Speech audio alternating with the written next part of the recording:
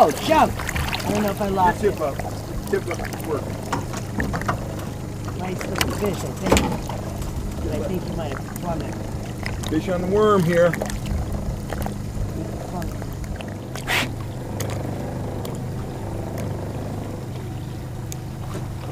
Woo! Nice!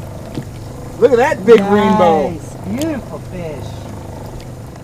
FishHuntShoot.com offers a variety of tackle as well as rods and reels designed to get you on more and bigger fish. Check it out today at FishHuntShoot.com. Howdy folks, Cal Kellogg here. I'm here to talk to you today about one of the most effective offerings you can use for trout trolling. This is one of those things that you've got to be able to rig and fish when the going gets tough. What am I talking about? I'm talking about the threaded night crawler. I just got back from Elmore. I had a very successful trip up there, but the bite was not easy. I had a full moon.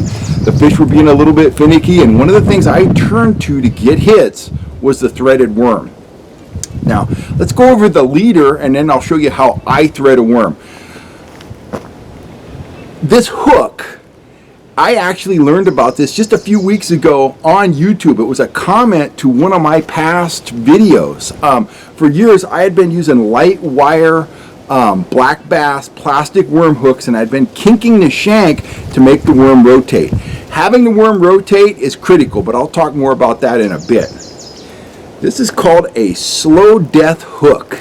And let me get it up close to the camera here. It's actually a walleye hook. And now, from that angle, it looks pretty much like a normal round bend hook. But if you turn it, you see that bend in the shank? It's got a bend in the shank, and it's also got some bait holder barbs up here. Now, why a walleye hook? Well, walleye guys, they pull a lot of things that are similar to what we pull out here on the West Coast for trout. They pull threaded crawlers. They pull leeches. We don't have those, but I guarantee you if we did, they would work. They'd be dynamite. And they pull a lot of stuff behind spinners and blades, just like they're trout fishing. So this is a hook they use, and what that bend in the shank does is it simplifies the rolling process. You don't have to mess with the worm. You don't have to bend your own hook shanks. You put one of these hooks on the line, and you are ready to rock and roll. That is a fine wire hook. It's very sharp. I believe this is a Mustad, but a lot of different companies make these hooks. They're called the slow death hook. Now, I've got this one tied to 8-pound test fluorocarbon line. I like to go with 8 or 10. You're not accomplishing anything if you're using fluorocarbon by going lighter. The fish find fluorocarbon, it's virtually invisible, so why go lighter? You want to catch a big giant trout. I mean, I'm always looking for a 10-pound trout. So you don't want to be going with 4-pound leader material. So, like I say, this one is on 8-pound fluorocarbon.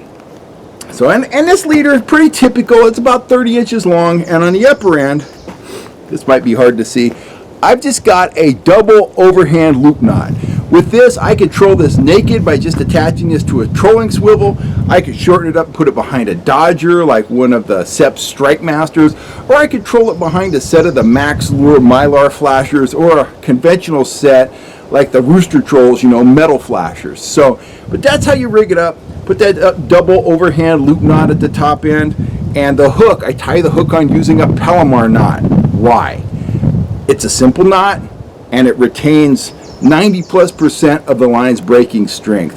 No need to reinvent the wheel here and use a real complex knot. The Palomar is easy to tie in all conditions, super strong, super effective. That's all you need to know. Here in my hand, I've got a pack of Easy Pack night crawlers from the Oro Dam Bait Company. Tony up there, he does a great job. He offers the finest bait available. When you get crawlers from him, you always know they're fat and lively and sassy and ready for action. So anyway, let me open this up. Some guys use mini crawlers and they work fine, but I prefer a full-size night crawler. Some guys prefer to break their worms in half. That's something you have to experiment with. There's no telling. Sometimes the fish want a 1-inch worm. Sometimes they want a big worm. I'm a big fish guy. I like to start out with a full or nearly full crawler. Go from there. Let me pick one of these bad boys out. Look at those big, beautiful worms. So you are going to get your fingers dirty. Let me grab one. That's a monster right there. That's a good worm. Let me put the lid back on here. I don't want a bunch of escapees. They know what's coming. Okay, there's my worm. And it's bad. It's bad to be a worm. Just let me say that. I'm going to actually set the leader down for a second. Keep popping in and out of the frame here. This is bad filmmaking, but we're trying to catch fish here, not make a movie. So, how you thread a worm? You want to start out at the tail end. That's the blunt end, not the pointy end. You want the worm threader to come out the pointy end. You want him pointy end first as he's pulling through the water. So, I come up about an inch from the tail, and here's a worm threader.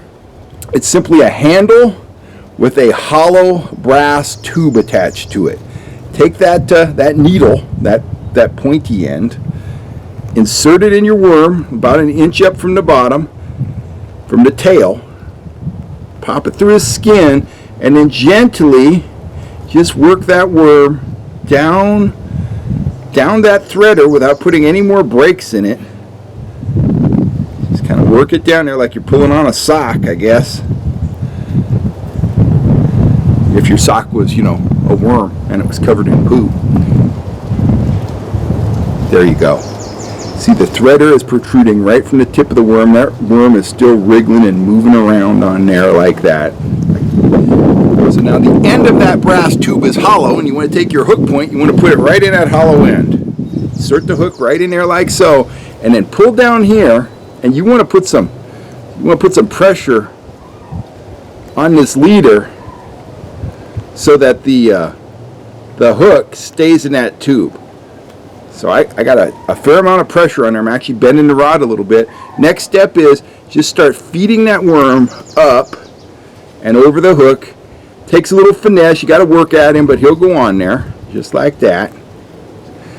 Now, I like to bring the hook out about that much, but I like to leave a little curl at the end so where the worm's just kind of starting to come over the hook shank. Like so. Just like that. Okay, so now personally I pull a lot of worms behind blades, I pull them behind dodgers, I pull them behind flashers, but my ultimate favorite way to troll a worm is absolutely naked. I would hook that right on a trolling swivel, and I'd either run it off of lead core line or off a downrigger at whatever level I think the trout are. I want to troll that between, I don't know, 1 mile an hour is a little slow for me. I like kokanee speed, 1.5 miles an hour, and with that curl in the tail and that bend in that hook shank, that worm is going to roll through the water just nice and gentle, just like that. So when a trout comes and bites this, a lot of times you're going to see boom, boom, boom. Don't be impatient. They'll come up, they'll nip at it, they'll eat away at that tail section, but 9 times out of 10, the trout is going to stay with that worm until he gets it deep in his mouth and he gets hooked, and it's fish on, baby. This is one of the most effective offerings you can pull when the going gets tough. It's real meat and they have a real hard time resisting it. Even though, who would think of seeing a worm swimming through the water at 1.5 miles an hour? Well, they're not that smart. They love worms, they love real meat, and once they get a little taste of that, they're going to keep on picking at it and hitting it until they get hooked.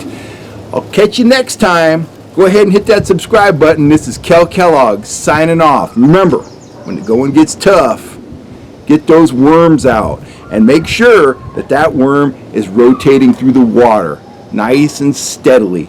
That's one of the keys. That's what draws the fish in to get that first taste. Anyhow, I'll catch you next time. Kel Kellogg.